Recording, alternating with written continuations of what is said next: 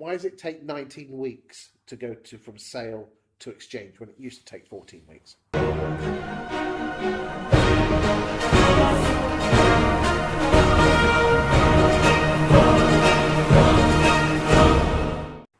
it's crazy. Do you want to take this? Yeah, I want to start with, if I can, obviously the time frame is a real problem, and there's a number of reasons we can probably give that, and we'll talk about that in a second. I think the biggest thing for us to flag up as well is that this is a major issue in the industry right now, for a number of different reasons. One, the pain it causes emotionally and financially to customers. Yeah, because the longer it takes, the more likely to fall out of bed. Yep. Did you know, and there was a recent research done by the Post Office, if a sale has not exchanged within 30 days, as it goes beyond those 30 days, it's got a 60% chance of falling through, rather than the industry average, which is largely believed to somewhere around the 30-35%. So that is a huge problem, because that is average stamp duty, £8.5 grand or something like that in the UK, or in England, should I say, at the moment. So that's a huge problem for the government, and it's a huge problem generally for consumers. I think it's nearly £3,000 when a transaction falls out of bed that they're out of pocket for. It's not far from that, And the agent's losing the money? And the agents, and we've not even got to the agents yet. The agents are losing money, the resources. It's basically a complete cost liability on their business.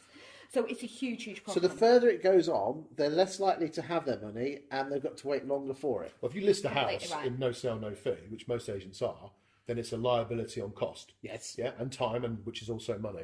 And of course, it's in the agent's interests to complete that transaction, get it sold, and then get it exchanged and completed as quickly as possible. In many cases all over the UK, and obviously with the many businesses we work with, you're talking about a time of listing to a time of getting paid is nearly 8 months. Yeah. And that's one hell of a cycle of cash flow. It's devastating. So obviously, it's in the consumer's interest, it's in the agent's interest, and the government's interest, to the point Sarah was making, of getting the timescale shortened. And I think there's so many really great opportunities out there for agents to grab hold of and use to shorten that cycle. Why do you think the process has elongated? Yeah, well, I think, to be honest, I think the MMR, that was sort of where it all started. It started to get harder to get your... So that was the mortgage regulations. Mortgage market. To get your finance organised, it became harder. I also think that we're as consumers generally, we are more cautious, and we are looking for more answers that don't make themselves necessarily available until maybe a week before exchange of contracts, and then all of a sudden we've got all kinds of problems. Another problem is, as estate agents, this goes back to something I mentioned in a different video with you, Chris, is that we're not positioning ourselves as enough, in my mind, as professionals, as trusted advisors. So we're not saying, this is how you prepare for sale. We're saying, bang it on Rightmove and let's see. And then we'll worry about that later on. Correct. I mean, I controversial or not, was a massive fan of HIPS when it came in. I know, but maybe the survey part, which didn't obviously really work. But HIPS there was nothing wrong with that in terms of providing people with information before they make a big decision, rather than make the decision. Well, not even necessarily that, actually getting the bloody thing prepared. Yeah, well, yeah, but you think about it, right? What happens is a buyer comes along, looks at a house, always in their minds, they are not fully committed. And so in the current model, so they make an offer, it's negotiated, they agree that price, but still they're not committed until they find out the information, which is weeks and weeks, as you said before, down the line, which also involves a cost element. So actually, if you reverse that cycle, as HIPS tried to do, and say, before you make a big decision, here's a lot of information which will guide you, make you more committed at the point of instruction before offer, then the offer I'm going to make, naturally I'm going to be more committed to it, am I not? And then subject to survey and other elements. Yeah, but no one ever read the HIP.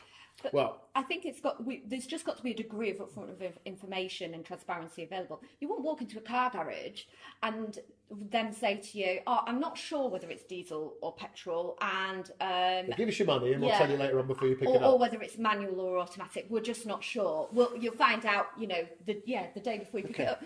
I know they're different transactions. I know they are, but it's the same sort of principle. Is that we just need to be a bit more upfront. So is the cause agents not preparing their vendors well enough, or is the cause solicitors? I mean, we had Peter Ambrose from the partnership, and he talked about the way conveyancing solicitors are just taking a lot more cases on, so they just simply haven't got the time to do it. Well, I mean, lawyers that we talk to quite often cite the fall of the market in 2008, when obviously transactions fell quite dramatically, and understandably, a large number of conveyancing firms without the caseloads obviously had to sort of lower their headcount. Whether that's come back to the level that we need it to is arguably hasn't. But also, working with financial companies we work with, there's a lot more information now that a conveyancer has to collect on a property before they're ready to report on a contract to it, particularly with title and so on, and extra searches and all these different things. And also, local authorities, I'm sorry, but in certain locations have got slower. Responding to searches is dreadfully slow in certain parts of the country. So all of these things, it's no one individual's fault. It's just made the process a lot longer. What can agents do to expedite? It's like the Sky bike thing where you basically shave off little bits here marginal and there. gain. Yeah, it's marginal gain, isn't it? Well, I mean, certainly the term that Sarah used, which we're big fans of, is being sale ready. Which means having someone's home, a little bit like HIPS, have a home report produced, your search report, make sure the title is available, set up an office copy, for example, and any other key pieces of legal information, fiction, fittings, forms, all of these types of things. And having that available for a buyer to have a good look at, get a legal opinion on, which also, by the way, opens up a big opportunity for agents to instruct conveyancing earlier, which quite often they're always trying to push conveyancing to get an income stream. This gives them a chance to do that for buyers and sellers early, makes them a lot more sticky in terms of the stock. What about sales chasing? Do you think because some agents don't even do sales chasing nowadays? I think you've just hit the nail on the head with the word chasing. I think, again, I latch onto these words, but we should not be the chasers of sales. We must be the progressors of sales if we're going to get involved with it. But I think I just want to quickly take us back to that information up front, because this is going to be consumer-led eventually and government-led, and there are products available out there. You can see the modern method of auction, for example, now, which is the growth in that market space is unbelievable. And that's largely due to the fact that people are able to make informed decisions and move forward on an agreed time frame. It's got to be the right property, though, hasn't it, if it's going to auction? No, I think that's another massive myth, and we could perhaps debate that in a separate video. Yeah, why not? But this is auction's about circumstances, not about property, and that's the biggest thing that we've uncovered with our work in that space. But basically, Brian uncovered a report during his research that we were doing for one of our clients, and it was a government white paper. The call for evidence. For evidence, yeah. And 6,000 members of the public in the UK had responded. Over 80% of people said they wanted more information up front before going to view and make offers on property. So this will be, as much as it's driven by the prop tech and law tech, it will be also driven by consumers as well. So we have a responsibility as agents to encompass it, understand it, and actually it will help our businesses. What about these reservation agreements? Yeah, so I think certainly, I'm a massive fan. I have to say, a huge fan of that. I would love to see a set of circumstances where, you have more information available, and if you do, and you are then buying or agreeing to purchase, then you should be prepared to make a commitment to honour that decision. Okay. And a reservation agreement, I think, is the... Those guys at Gazelle, I know you can't mention names, but I can. Those guys at Gazelle do those, don't they? Well, you've got Gazelle, you've got I Am Sold, you've got lots of the other, Sarah mentioned the modern method, but you've got lots of those types of things around. So what does that look like? What does that actually look like? And surely there's an issue if one person in the chain has it and the other person doesn't. Well, the issue, as you just said there, the biggest issue to reservation agreements right now is the chain. Because if you're an agent acting for one part of the chain and you're another agent, and so Sarah, and you guys are not involved in a commitment, then you may be less willing to do so from my position. So certainly the agents need to work together, I think, on this and encourage this practice to be in place in terms of reservation agreements. But let's just say hypothetically that we have reached an agreement as a buyer to buy this property, and I should be prepared to sign a reservation agreement to say I will back up my commitment. Mr. What does it look like? I mean, is it cash down? Will I lose money? That sort of thing? Well, again, depends on the type of method you use, but largely it's very similar to the Land on Your Homes process, which has been around for a very long time. I'll make a 1%, 0.5%, whatever the agreement is, of my deposit is held in escrow, held between the parties at the point of agreeing to buy. Yes. And then subject to a market survey, a survey being done on the property that it is mortgageable, and also the title being good. So if it values up, you can't get out. No. Correct. Correct. What? But surely this could be some you know what surveyors are like, they're covering their backsides, there could be some subject tos. Are they get out of jail cards? They're not. If it values up, then the property is worth the money you've agreed to pay for.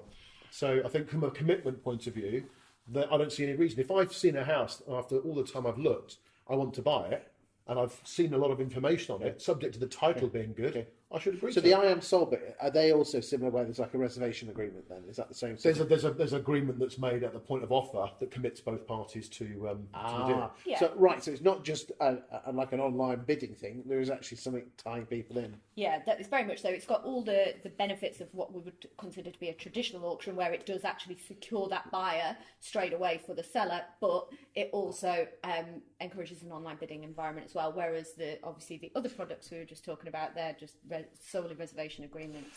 And are there any downsides to it? The chains, I think, is the biggest Chains downside probably at the the only moment. one. Okay, really. But they're working on it. So agents, basically, if you've got something where probably there isn't a chain, they should seriously consider it because it gets people to tie it in. Absolutely.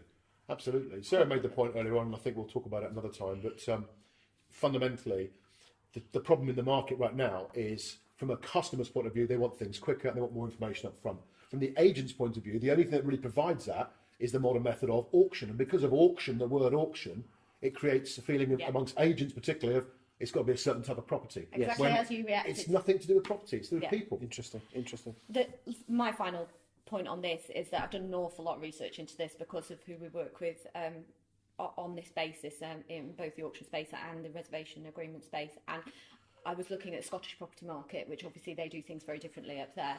And by contrast, in 2018, their falls through rate was 10%, whereas ours was well into the high 20s, if not 30.